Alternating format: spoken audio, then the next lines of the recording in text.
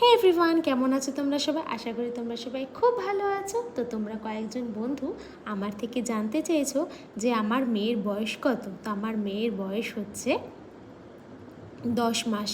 Just ও 10 মাসে পড়েছে। আর ওর ভালো নাম জানতে চেয়েছো, তো ওর ভালো নাম হচ্ছে একান্তিকা।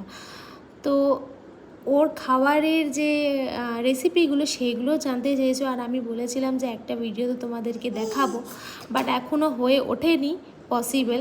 কারণ তোমরা সকলেই জানো, যারা আমার ভিডিও প্রায় দেখো, তো তারা জানবে যে আমি একা থাকি ওকে নিয়ে, তো এত ব্যস্ততার মধ্যে ভিডিওটা করা হয় না। তবে আমি খুব তাড়াতাড়ি চেষ্টা করব ওকে কী কী খাবার দিই, কীভাবে দিই।